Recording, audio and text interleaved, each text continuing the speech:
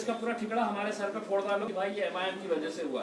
अपने अंदर झांकिए, अपने अंदर देखिएगा कि हमारी गलतियां क्या हो रही है कि आज पूरा मुस्लिम समाज जो है वो कांग्रेस से दूर चला गया है या दूर जा रहा है, और वो कहता है कि उन्हीं की मांग है कि एमआईएम पार्टी ने आना चाहिए। दलित समाज के अंदर यही मांग हो रही है कि नहीं, हम एमआईएम के साथ जुड़ना चाह रहे हैं। ये जो बदलाव आ रहा है ये अपने अपने तौर के ऊपर राजनीतिक पार्टियों ने सोचना चाहिए। एमआईएम भी एक पार्टी है जिसको अधिकार है कि कहीं पर भी जाए, कहीं पर भी इलेक्शन लड़े। हम दूसरी जगह पर लड़ रहे थे, गुजरात भी आए। इम्तियाज भी आप भी जानते हो, पूरे जितने भी लोग जो भी बात करना है बाहर चले जाइए, देखकर बोलना। जितने भी लोग हैं ऐसी चर्चा चल रही है और जाना गया है कि भारतीय जनता पार्टी और एमआईएम जो है वो एक पिछले बंद दरवाजे एक साथ ही खड़ी है। देखिए, एक उदाहरण के तौर के ऊपर देना चाहता हूँ। 20 साल से लगातार औरंगाबाद में भारतीय जनता पार्टी और शिवसेना का उम्मीदवार लोकसभा का चुनाव जीतते आ रहा था। एक बार भी एमआईएम पार्टी ने लड़ी नहीं इलेक्शन। जब हमको असद साहब ने कहा कि औरंगाबाद से आप लड़िएगा, तो कांग्रेस के बड़े बड़े दिग्गज और राष्ट्रवादी कांग्रेस के शरद पवार साहब की पार्टी के बड़े बड़े दिग्गज औरंगाबाद में आए और उन्होंने कहा कि अब इलेक्शन लड़ने की जरूरत नहीं है, ये तो आराम से सीट है तो शिवसेना फिर से निकाल लेगी, क्योंकि अब ये एमआईएम आ गई है, ये वोट बंटने वाले हैं। नतीजा क्या हुआ है उसका कि जब हम लड़े और हमने लोगों से कहा कि अब इनमें इतनी हिम्मत नहीं है, इनके अंदर वो जीतने की जो कुव्वत होनी चाहिए, लड़ने की जो ताकत होनी चाहिए, वो ताकत इनकी खत्म हो गई है कांग्रेस राष्ट्रवादी की, एक बार हमारे पीछे आओ। और जब हमारे पीछे आए तो हमने उनको हरा दिया। अब आप बताइएगा कि अगर हम लड़ेंगे नहीं तो जीतेंगे कैसे? अब आप लोग कांग्रेस वाले कहते हैं कि नहीं हमने लड़ना ही नहीं, तो हमने लड़ना नहीं तो हमने क्या गोटियां खेलना, हमने क्या करना? हम लड़ रहे हैं तो हम जीत रहे हैं। अब किसका फायदा हो रहा है, किसका नुकसान हो रहा है? पार्टी कब से है? 50 सालों से है। हमने लड़े हैं क्या कभी? गुजरात में आए हैं क्या कभी? लेकिन गुजरात के अंदर कौन जीत के आ रहा है? भाजपा भी जीत के आ रही है ना। अब हम आए हैं मैदान में और कांग्रेस वालों को ये दिखाने के लिए आए हैं अब तुम्हारी जो ताकत है वो पूरी तरह से खत्म हो गई है, तुम्हारे में लड़ने की कुव्वत ही नहीं है। अब हम तुमको बताएंगे कि तुमको भी हराया कैसा जाता है और भारतीय जनता पार्टी को भी हराया कैसा जाता है। इम्तियाज अली जी, मेरा एक प्रश्न है। मेरा नाम शरफ खान है। मेरा प्रश्न आपसे ये है कि आपने कहा छोटू भाई वसावा के साथ बीटीपी जो पार्टी है, एक अलायंस आपका यहाँ पर गुजरात में स्थापित हुआ है, जो एक अलायंस आपका बिहार में भी हुआ, क्या पश्चिम बंगाल में ममता बनर्जी के साथ आपका अलायंस स्थापित होगा? असद अवैसी साहब अभी गए हुए हैं। देखिए, एक बात आपने समझ लेना चाहिए कि अब राजनीतिक पार्टियां जो है वो एमआईएम पार्टी को बहुत हल्के में नहीं ले रही है। जैसा ये था कि बिहार में जब हम गए तो सबने यही कहा, मीडिया के ऊपर स्टोरी चलाई गई कि अब ये बिहार के अंदर भी आ गए। बिहार में भाई 250 सीटों में से अगर 20 सीटें भी जहाँ पर हम ताकत रखते हैं वहाँ पर अगर हम नहीं लड़ेंगे तो फिर हमने क्या करेंगे? हमने लड़े तब हमको जाकर वहाँ पर कामयाबी मिली। 70 सीटें कांग्रेस ने लड़ी, कितने जीती आप भी अच्छी तरह से जानते हैं। अब पश्चिम बंगाल के अंदर अगर ममता बनर्जी को ये लगता है कि एमआईएम की कुछ तो भी ताकत है और हम कुछ है बोलकर आज अपने भाषणों के अंदर ममता बनर्जी कहती है, किसी का डर जब होता है कि भाई ये ताकतवर प्लेयर हमारे पास आ रहा है तो आप उसकी दखल लेते हैं। ममता बनर्जी का आप भाषण सुन लीजिएगा, प्रेस कॉन्फ्रेंस सुन लीजिएगा कि ये क्यों आ रहे हैं, ये आ गए तो ऐसा हो जाएगा वैसा हो जाएगा। आपको अगर लगता है कि अगर आपका एक वोट बैंक अगर दूर जा रहा है तो आपने ये बात करना चाहिए, सोचना चाहिए। अगर बीटीपी यहाँ पर अलायंस कर सकता है, मायावती अगर हमारे साथ है तो बिहार के अंदर अलायंस कर सकती है, तो ममता बनर्जी को किसने रोका है? लेकिन ये है कि ये राजनीतिक पार्टियों ने ये समझ लिया है कि मुसलमान वोट हमारी जागीर है और इसको कोई हाथ नहीं लगाना करती, ये तो हमारी जागीर रह करती है, इसमें असद अवैसी इसमें से हिस्सा कैसा ले रहा है? तो ये जो सोच है, ये सोच है तो इनको बदलनी चाहिए। उसमें हम सिर्फ मुसलमानों के वोट ले रहे हैं ऐसा नहीं है, बहुत सारे नॉन मुस्लिम वोट भी हमारे साथ जुड़ रहे हैं। ये चीज लोगों को खतरा रही है कि अब ये ऐसा कैसा ये बदलाव आ रहा है। बनर्जी ने भी ऐसा निवेदन किया है कि ओवैसी साहब जो है वो भाजपा के एजेंट है, भाजपा के लिए कार्य करते हैं। इलेक्शन आ रहा है ना, ममता जी को समझ में आ जाएगा तो हम किसका एजेंट है करते हैं। अब अगर हम हमारा एजेंडा, हमारी पॉलिटिकल पार्टी, अगर आप ये कहेंगे कि नहीं अवैसी साहब ने जहां पर भी इलेक्शन लड़ रहे हैं वहां के जो राज्य के हेड है उनसे जाके इजाजत लेके आए। अब हम गुजरात में आ रहे हैं तो हम मोदी साहब के पास जाएंगे और पूछेंगे मोदी जी हम लड़ना के इलेक्शन करें। हम बिहार में जा रहे हैं तो हमने वहां पे जाके तो लालू प्रसाद से इजाजत लेना कि साहब हमने लड़ना क्या। पश्चिम बंगाल में जा रहे हैं तो ममता बनर्जी से हमने लिखित में लेना क्या कि ममता जी हमने इलेक्शन लड़ना क्या करके। हमारी राजनीतिक पार्टी है, हमारा एजेंडा हम तय करेंगे, कहाँ जाना है, कहाँ लड़ना है, कितने सीटें। और ये जो सवाल है, अब ये सवाल ना तो लोगों को हजम होता है कि भाई इन्हों गए तो इनका नुकसान होता है, इसका फायदा होता है। हमने 70 सालों तक अहले गैरों के फायदे के बारे में सोचा, वो हमारे फायदे के बारे में बात कर रहे हैं, बस खुली बात है। पर आप जिस विस्तार में रह रहे हैं उन्हीं शहर का नाम औरंगाबाद से बदल के संभाजीनगर करने की मांग है, उसमें अभी तक ये मामला नहीं सुलझा है। अब दूसरी जगह भी जाने की बात करें पर अपनी जगह का मामला नहीं सुलझा है। नहीं सुलझा क्या है उसके नाम, हम तो औरंगाबाद में पैदा हुए हैं और हम इंशाल्लाह औरंगाबाद में ही मरेंगे। तो नाम अब ये है कि जिनके पास कुछ दिखाने के लिए नहीं रहता है, अब ये शिवसेना भारतीय जनता पार्टी पिछले 30 सालों से औरंगाबाद महानगर पालिका में इनकी सत्ता है। इलेक्शन जब भी आया, चाहे वो लोकसभा का इलेक्शन आए, चाहे वो विधानसभा का आए या महानगर पालिका का इलेक्शन आए, इलेक्शन आया कि छत्रपति शिवाजी महाराज की जय, संभाजी महाराज के नाम के ऊपर शहर का नाम रख दो। वहां के लोग बोल रहे हैं साहब पानी का क्या होता है, पानी 8-8 दिन क्यों आ रहा है, 30 साल से आप सत्ता में बैठे हुए हैं, साहब मेरे घर की सड़क क्यों नहीं बनाई गई है। तो बोले नहीं, सड़क पानी ये वो सब आप बात मत करो, हम तो शहर का नाम बदलने वाले हैं। हमारा ये कहना है कि इस मुल्क के अंदर जहाँ जहाँ भी इस तरह की हरकतें जो हो रही है वो सिर्फ मन भटकाने के लिए ये एक षड्यंत्र रचा जाता है कि मन भटका दो लोगों को, है तो बहकावे में लेके आ जाओ। हिंदुस्तान के अंदर रहने वाले जितने भी लोग हैं वो बड़े भावनिक होते हैं, अरे संभाजी महाराज के नाम का विरोध हो रहा है। नहीं, हम साफ तरीके से बताना चाहते हैं कि इस मुल्क के अंदर जितने भी बड़े बड़े नेशनल हीरोज हैं, चाहे वो बाबा साहब अम्बेडकर हो, छत्रपति शिवाजी महाराज हो, संभाजी महाराज हो, हम इनका पूरा आदर करते हैं, गर्व है हमें इन लोगों के ऊपर। लेकिन ये राजनीतिक पार्टियां जो इतने बड़े बड़े नेशनल हीरोज को सड़कों का नाम दे दो, शहर का नाम दे दो, छोटा कर दे रहे हैं। और इसलिए कर रहे हैं कि इनको दिखाने के लिए इलेक्शन में कुछ नहीं है कि जब लोग जाएंगे और आपसे पूछेंगे कि साहब मेरे पास सड़क क्यों नहीं बन रही है, मेरे पास गंदगी क्यों पड़ी रहती है, मेरे पास कचरे का ढिगार क्यों पड़ा रहता है, तो बोलेंगे कि नहीं अब ये मुद्दा नहीं। अब मुद्दा जो है वो आप 30 साल से है ना, आप 30 साल से अगर महानगर पालिका के अंदर रहने के बाद भी अगर ये सब सुविधाएं नहीं दिए और फिर जब इलेक्शन आया, आप रिकॉर्ड निकाल के देख लीजिएगा। मैं आपको एक रिक्वेस्ट करूंगा पत्रकारों को कि इससे 5 साल पहले का मुद्दा संभाजीनगर, असेंबली का इलेक्शन आया संभाजीनगर, लोकसभा का, तो ये सिर्फ भटकाने के लिए। लेकिन अब लोग बहुत होशियार, क्योंकि सोशल मीडिया के दौर में हम सब रह रहे थे, अब यंगस्टर बहुत होशियार हो गया है, वो इन बातों के अंदर नहीं आने वाला। ओवैसी साहब जब भी बोलते हैं किसी भी पक्ष के बारे में तो हिंदुत्व का कार्ड लेके लड़ रहे हैं चुनाव, तो आप क्या गुजरात में मुस्लिम कार्ड लेकर लड़ेंगे? सर मैंने तो आपको पहले ही साफ कह दिया है, मेरा रिकॉर्ड हो गया है, कैमरे के अंदर भी दर्ज हो गया है मैंने क्या कहा है करके। हम कहीं पर भी ये नहीं कह रहे, हम तो मैंने आपको पहले ही कहा कि हम मोहब्बत का पैगाम लेकर, हम जाति धर्म मजहब से ऊपर उठकर ये इलेक्शन जो है ये लोगों के मसलों के ऊपर खड़ा किया जाता है इसके अंदर। हाँ ये सही बात है कि आपको लगता है कि असदुद्दीन अवैसी साहब आ रहे हैं तो ये मुसलमानों के नेता, मुसलमान उनको पसंद करते हैं, उनसे मोहब्बत करते हैं, इसलिए पसंद करते हैं कि उनको जगह यहाँ पर गुजरात में मिलती ही नहीं, हम यहाँ पर आते ही नहीं। अगर जिन लोगों ने जिनके ऊपर भरोसा किया था, जिन पार्टियों के ऊपर, अगर वो उनके साथ इंसाफ करती तो हमारे को जगह ही नहीं थी यहाँ पर आने के लिए। लोग खुद कहते हैं आप क्यों आए हैं यहाँ पर, यहाँ पर तो हमारी नुमाइंदगी है, तो ये साहब कर रहे हैं, वो साहब कर रहे हैं। सर अब इसका एक प्रश्न है, बीटा प्रश्न है। अभी आपने बताया कि आपका मुद्दा अलग है, मुस्लिम कार्ड नहीं है, बराबर। तो ये 370 की जो कलम है उसका विरोध ओवैसी साहब क्यों कर रहे थे? क्या आप मानते हैं वो गलत है या सही है? बिल्कुल 100% हम ये मान रहे थे कि हमने विरोध किया था और आज भी हम इस बात का विरोध कर रहे हैं।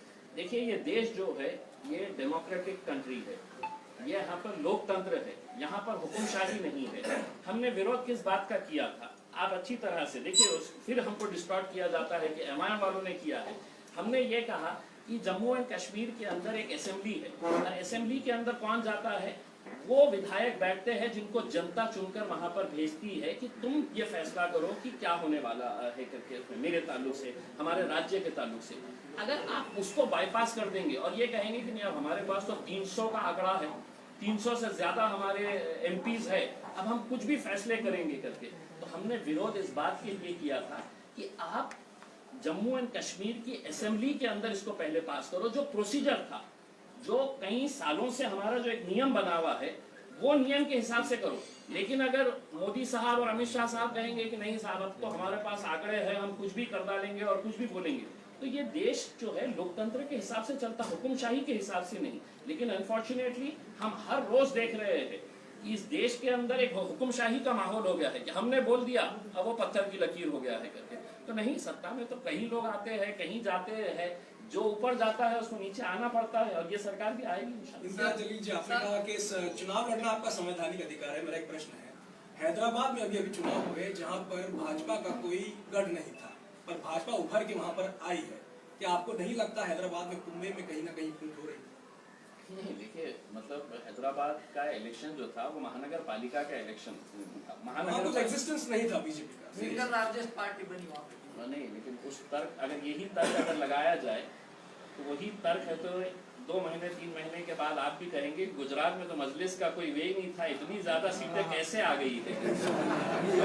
यही तर्क अगर लगाया जाए तो मैं आपको सिर्फ एक बात कहना चाहता हूँ कि महानगर पालिका का इलेक्शन जो होता है वो अपने इलाकों के मुद्दों के ऊपर होता है कि हमारे इलाके के अंदर किसी के पानी का मसला, किसी के गटर का, किसी का ड्रेनेज का, किसी के स्कूल का, हॉस्पिटल का, ये मुद्दों के ऊपर होता है।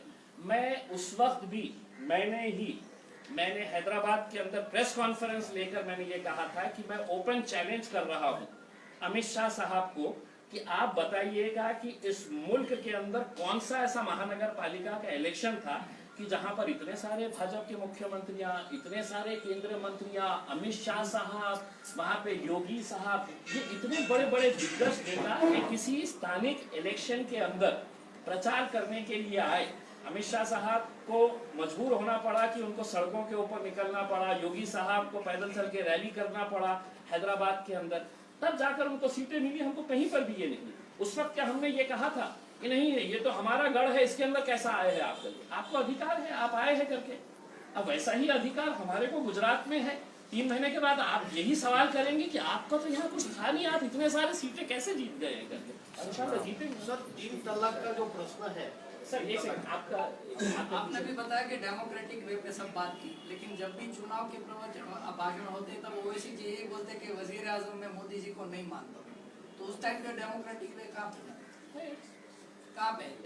अभी चुनाव कोई भी आदमी चुनकर ही तो प्रधानमंत्री बनाए, तो डेमोक्रेटिक वे में संविधान के आधार पर नहीं, आप मुझे एक स्टेटमेंट जहाँ पे बता दीजिएगा कि असद साहब ने बोले हैं करके कि मैं तो नरेंद्र मोदी को वजीर आजम नहीं मानता हूँ करके। इस तरह का अगर कोई स्टेटमेंट होगा तो आपको मैं 5 मिनट देता हूँ गूगल करके, आप मुझे सुना दीजिएगा सबके सामने। आप देख लीजिएगा। नहीं देखिए, अब आपने किए हैं साफ सवाल, अब आपको ही एस्टेब्लिश करना पड़ेगा। हमारा विरोध मोदी साहब, भारतीय जनता पार्टी के कई नीतियों का हम विरोध करे हैं और आगे भी हम करते रहेंगे। लेकिन अगर कोई डिस्टॉर्ट करके आप ये बता दीजिएगा कि इस देश के अंदर कानून है नहीं है इसके, अगर कहीं पर भी, अब कल के दिन ही पता चला है कि कोई एक आर्टिस्ट बंबई में मध्य प्रदेश के अंदर गया था, उसको जेल के अंदर डाल दिया है करके। उसमें अगर असदुद्दीन अवैसी साहब अगर कुछ इस तरह का बयान कर रहे हैं तो भारतीय जनता पार्टी के पास तो इतनी बड़ी टीम है और उनका काम ही ये है उसके अंदर इसके खिलाफ वो कर डालो उसके खिलाफ, तो क्यों नहीं कंप्लेन किया असदुद्दीन अवैसी साहब के खिलाफ कि इनके ऊपर FIR रजिस्टर होना और इनको भी जेल में डालना चाहिए करके। भाई जो चीज अगर इस देश के अंदर अगर कोई संविधान के हिसाब से चल रहा है और जो संविधान की भाषा कर रहा है पूरे देश में, तो सिर्फ एक ही आदमी है और उसका नाम है बैरिस्टर असदुद्दीन अवैसी। आपको पसंद आए ना आए, लेकिन हकीकत यही है कि पार्लियामेंट के अंदर भी असद साहब जब खड़े रहते हैं, बोलते हैं, तो संविधान के हिसाब से बात करते हैं। लेकिन अगर आप इस तरह से अगर डिस्टॉर्ट करके कि नहीं असद साहब ने ऐसा बोला है, कंप्लेन करिए साहब। मैं तो अभी बोल रहा हूँ कि पुराना स्टेटमेंट भी अगर निकालेंगे तो अभी गुजरात में से किसी को बोल रहा हूँ कि आप जाके कंप्लेन करिए कि असद साहब ने ऐसा स्टेटमेंट किए है। कानून अपना रास्ता इख्तियार करेगा।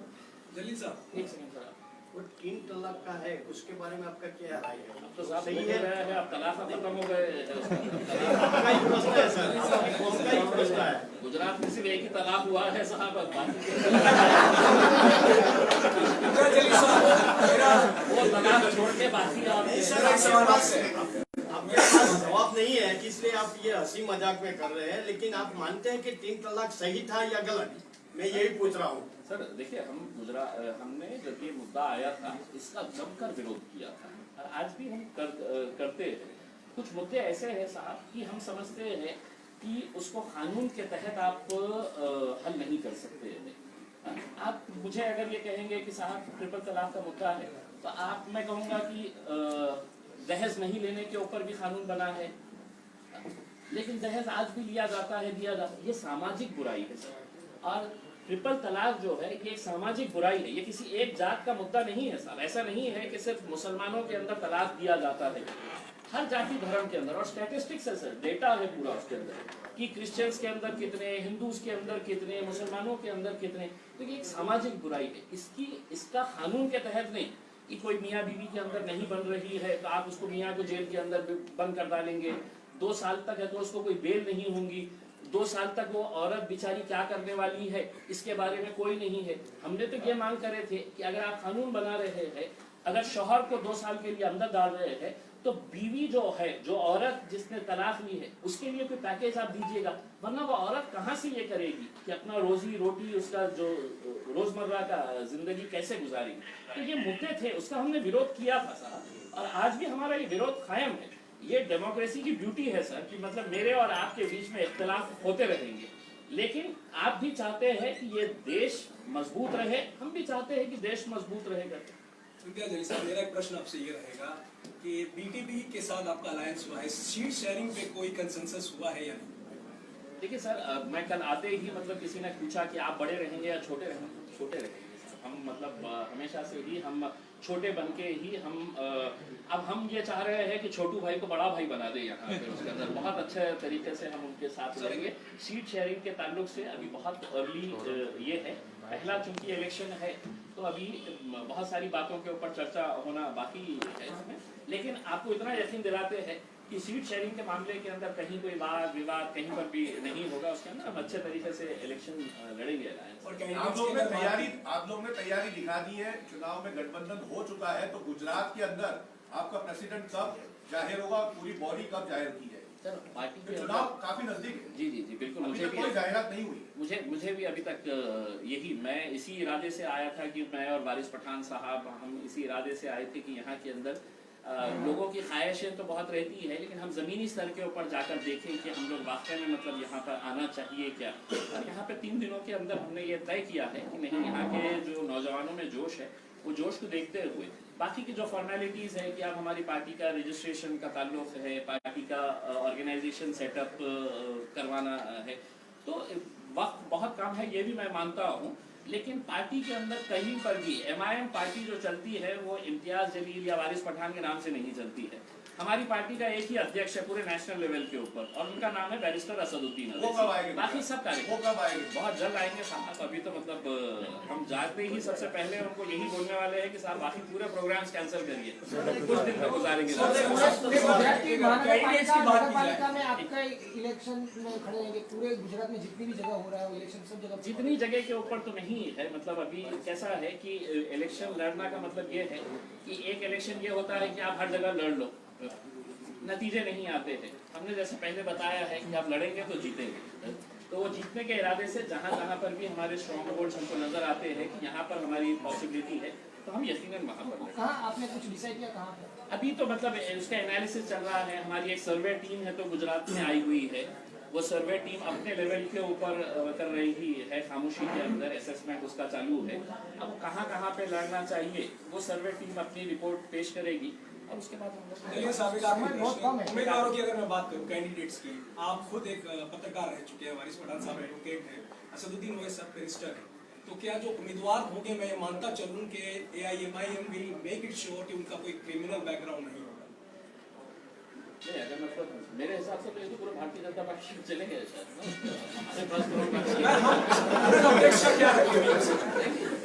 मतलब देखिए हमारी ख्वाहिश है, ये इनफैक्ट आपने बहुत अच्छा सवाल किया है, ये एक अच्छा सवाल किया है कि MIM पार्टी के अंदर हमारा खुद का एक एनालिसिस है। हमने जहाँ जहाँ पर भी इलेक्शन लड़ा है, आप देखेंगे कि जहाँ पर भी हमने अच्छी छवि के एजुकेटेड लोग हैं, जैसे बिहार के अंदर भी आप देखेंगे कि हमारे पूरे 5 कैंडिडेट्स जो है उनकी छवि, उनका एजुकेशन बैकग्राउंड, या महाराष्ट्र के अंदर जब हम आए थे तो कोर्ट में प्रैक्टिस करने वाला एक लॉयर, मैं एक छोटा सा पत्रकार था, आप लोगों ने एक्सेप्ट कर लिया।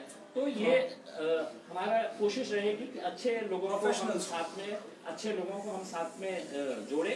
और एक बार फिर से आपके सवाल को दोहराते हुए, दूसरी जाति, धर्म, मजहब के जितने भी लोग हैं, वो लोग बिल्कुल ना समझे कि MIM पार्टी है, ये हमको टिकट देगी क्या, हम इनके पार्टी के ऊपर से अगर वो आएंगे तो बिल्कुल सर आंखों पर उनको भी बिठाया जाएगा और उनको भी साथ में लेकर चला। सर एक लास्ट सवाल है, आपको भी पता होगा कि गुजरात में जब से आज़ादी मिली है तब से कोई तीसरा पक्ष इधर आया ही नहीं है, तो क्या आपको लगता है कि आपकी पार्टी गुजरात सरकार ले गई? सर ये एक म्यूजिकल चेयर बोल के एक गेम होता है कि जहाँ पर कुर्सियाँ रखी जाती है और उसके अतराफ में ऐसा घूमना पड़ता है।